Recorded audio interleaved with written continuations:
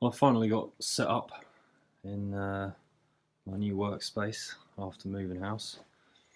I've had a good run out in the 2A to the classic Land Rover gathering up near Colsterworth. She did well, ran well, no problems, but did sort of shake out a few jobs that I want to get done now before the next longer trip. These prop shafts are off actually because I'm replacing both the Diff Pinion seals, front and back.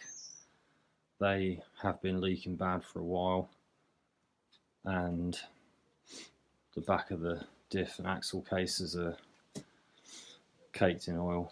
I've been checking these prop shafts over and they're okay. There's no noticeable, no UJ wobble at all that I can feel. The rubbers are still there, fine. The rear prop shaft apparently never had a gaiter, and in the Series 2 parts book it is shown with no gaiter. The only reason I've heard or could think of myself is that they reasoned the rear was less susceptible to that initial splash of water and mud. I'm not really sure, but I don't think they ever had them originally, so I won't put one on this time.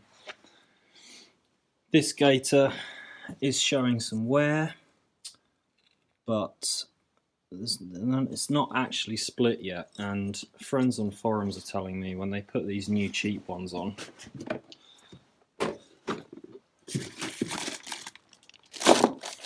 that you get for £3, they last about 2 weeks before they shred, which is not very encouraging.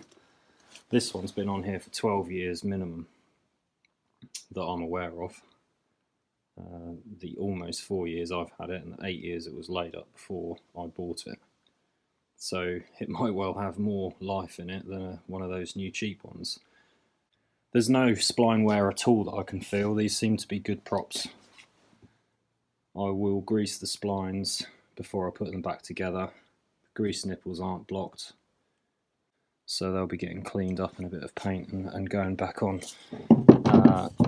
These are balance weights, which I didn't know what they were before. Someone told me they're balance weights, which makes a lot of sense, to reduce vibration. So I won't be messing around with these much other than cleaning them up and painting them, leaving this original gaiter on. I mean, it's probably not original, but it's obviously a decent quality one. Greasing the splines and all the grease points, and then I'll go back on with new prop shaft bolts because I've noticed a couple of damaged threads and some nylock nuts. The main part of this job is the pinion seals.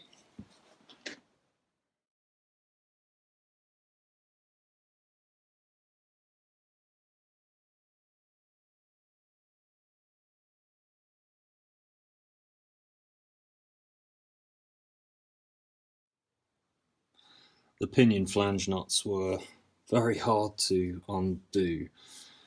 This stay I made, I had to make thicker.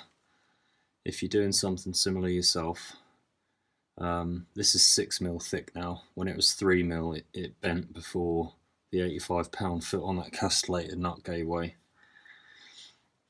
It is a good way to go using a stay like that, but it needs to be up to the job. So now pinion flange should just retrieve. There's a washer in there as well.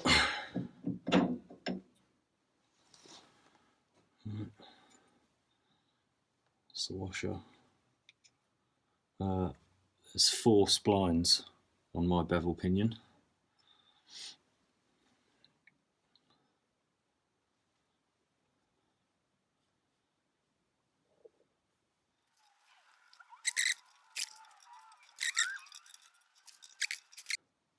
And that is a brass gasket. Okay, that's an oil way. So on the back of the oil seal retainer, that's the oil way there, which is utterly clogged. I'll have a look at that, but it feels like, I'm not sure what that is. I'll have a closer look at that. Clean it up and have a closer look. This goes in front of that oilway at the bottom, and on the seal retainer piece there's a raised indent here, so that goes just so. That brass gasket actually looks very good.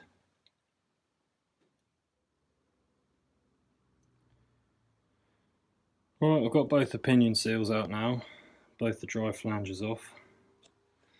These are the oil seal retainers. You don't have to take these off to get your seal out. Someone here though has probably put a screwdriver across that edge, whacked the handle to try and pop the seal out. So I wanted to have a good clean up anyway, so it doesn't hurt that I've taken these off. I get to check the gaskets then as well. This is on the front. I've ordered 2 of these brass gaskets. We'll see what they're like when they come. Whoever tried with the screwdriver and dented the retainer might then have had a go at the bolts and rounded that one out. Can't find any of those at the moment. That might have to go back on, but I won't be happy about it if I have to. This seal came out in bits. This is what an original one looks like. That came out a bit easier. I drifted that out. The cheap seal replacements look like this in comparison. They probably work, but I have found some new old stock that look like this, and they were only £3 each, so I've ordered some of those. Drive flanges, unfortunately, I have ordered replacements. This is a better one, but you can see the corrosion on there. If you hold a straight edge up on the edge, you can see daylight through it as well. So this, obviously being splined onto the bevel pinion, spins with the prop shaft, and the oil seal sits against this edge, so any corrosion or gap there, it's just going to tear your seal a new one, and the oil's going to come through. There's no point putting those back on with new seals, unfortunately. This is the worst one. Look at that. Original ones look to be over £100 each, so I've ordered some aftermarket reproductions, and when they arrive I'll be checking the dimensions and seeing what the quality's like before I decide what to do. The replacement drive flanges have arrived. They seem quite quality.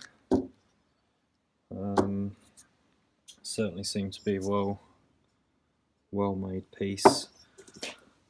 Got to get this part of the oil seal retainer off the dry flange. I believe that's just pressed on. Hopefully that won't be too tricky. This is the supposed genuine version. Can't see any difference at all between that and what I've just bought from Bearmac. The price was almost the same as well. But the seal I took off looks like this. Okay, quite different. Metal surround case. I found some new old stock in the county. These are £3 each. I like the look of these a lot more, so I bought 4. 2 for now and 2 for whenever I need them later. They might be harder to find in a few years, being new old stock. Gaskets for the oil seal retainer. I cannot find any brass ones at this time. I've tried different versions, one without a photo listed as genuine, which turned up paper as well. Thankfully, these brass ones, being brass, appear to be in very good condition, so I'm going to reuse those.